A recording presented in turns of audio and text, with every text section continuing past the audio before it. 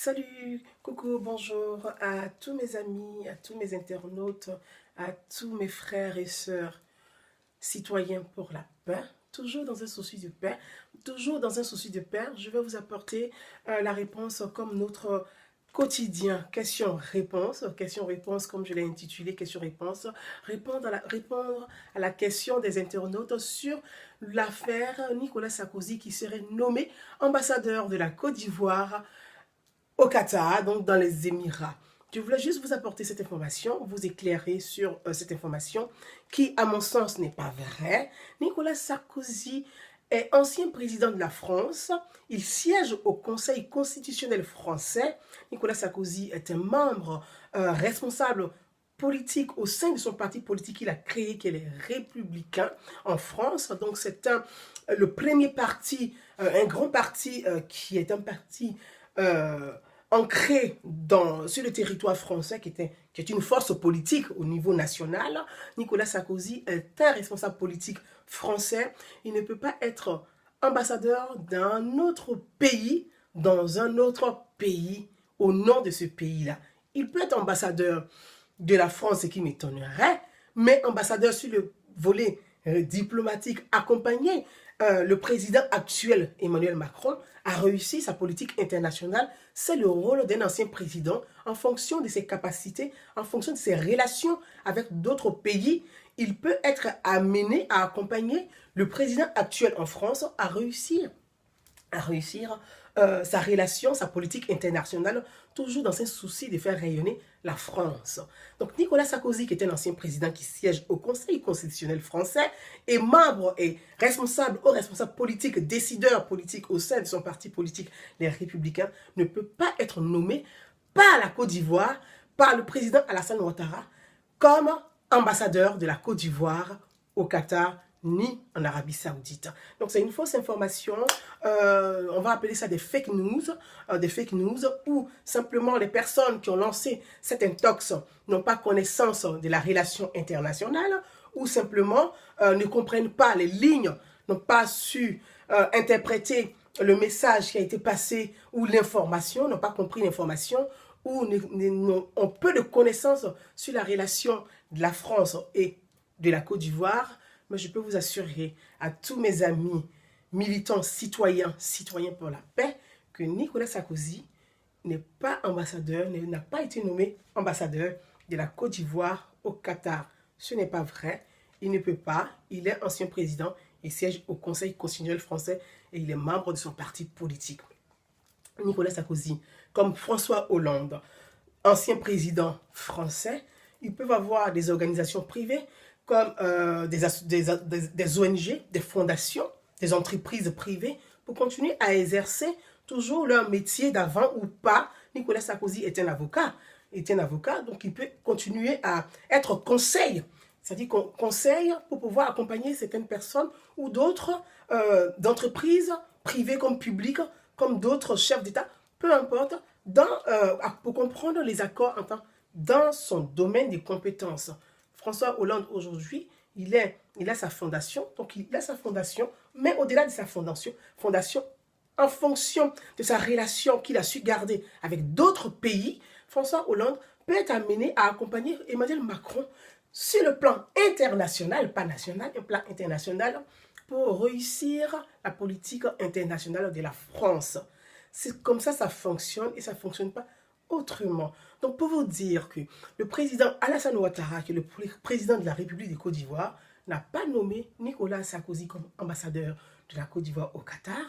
Il peut faire appel aux compétences de Nicolas Sarkozy, qui a une très bonne relation avec le Qatar, dans certains dossiers de négociation ou de financement, parce qu'il me semble qu'en Côte d'Ivoire, dans un projet du président Alassane Ouattara qui souhaiterait mettre un tramway à Abidjan, le Qatar est un pays qui a réussi, en tout cas, les infrastructures. Personne ne s'attendait quand même dans un désert à avoir tout ce qu'on voit aujourd'hui au niveau du Qatar. Donc, en ce moment-là, le président ivoirien ou d'autres pays présidents d'autres pays peuvent estimer que le Qatar a réussi dans certains domaines. Nous avons besoin de l'aide du Qatar pour nous accompagner à réussir la construction du tramway ou à réussir certaines infrastructures. En ce moment-là, on peut faire appel à un cabinet qui connaît très bien le Qatar, qui comprend mieux le Qatar, qui a une très bonne relation avec le Qatar, demandant à ce cabinet, aidez-nous à comprendre comment fonctionne le Qatar pour ne pas se faire soit doubler, soit se faire avoir ou comprendre la mentalité, leur fonctionnement. Ça dépend de la relation que vous avez avec ces entreprises-là. Un pays, sachez mes amis, coucou mes amis, sachez très bien qu'un pays, un État est une société. Une société, c'est une entreprise. Une entreprise a besoin de fonctionner correctement. Pour qu'une entreprise fonctionne bien et correctement dans le bien-être de la population, il faut des investisseurs.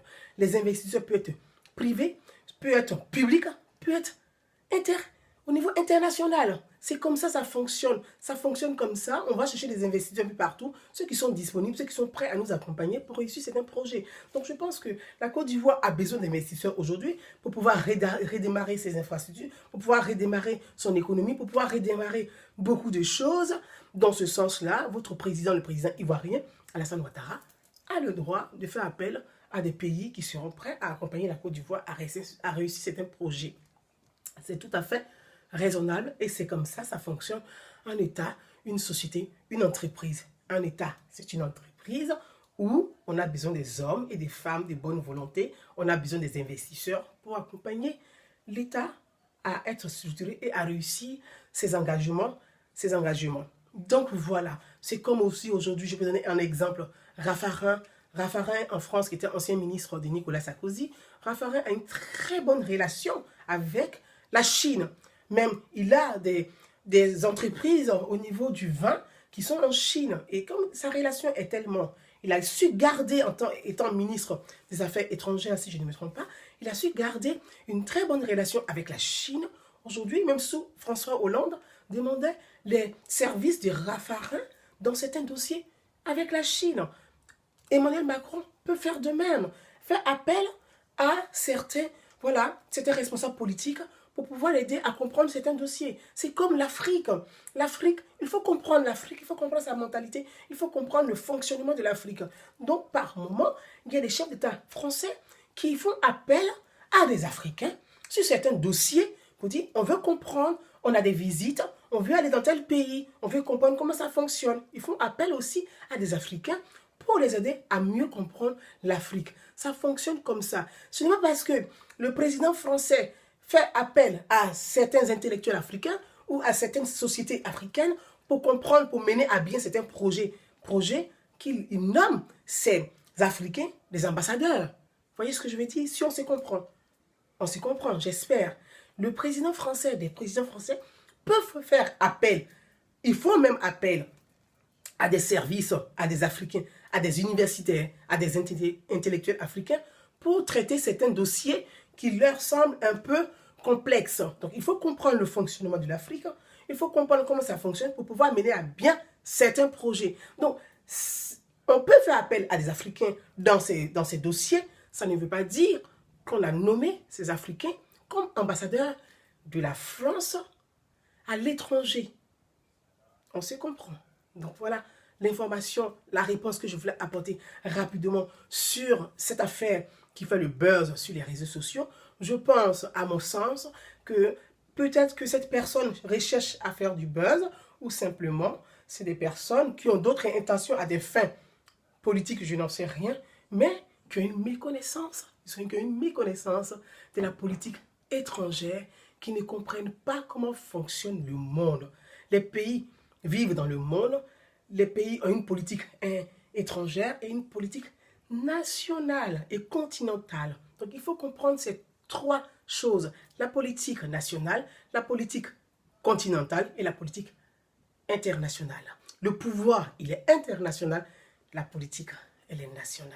Si on n'a pas compris l'international, on échoue tout. Donc ça, c'est très important. Voilà l'information que je voulais vous apporter. Et puis pour finir, quoique, entre nous, bon, chacun peut faire ses petites folies. Hein. L'ancien président ivoirien, Laurent Gbagbo, il avait nommé en Gambie, le consul gambien était le consul de la Côte d'Ivoire en Gambie était un Gambien. Le consul de la Côte d'Ivoire en Gambie était un Gambien. Celui qui gère les dossiers, les affaires de la Côte d'Ivoire en Gambie était un Gambien. Bon, comme quoi, qui était son ami personnel à la famille Gbagbo, couple Gbagbo, c'était un richissime Gambien qu'il a nommé comme consul de la Côte d'Ivoire en Gambie. Comme quoi, mes amis, chacun fait ses petites folies. C'est comme ça le pouvoir, ça rend.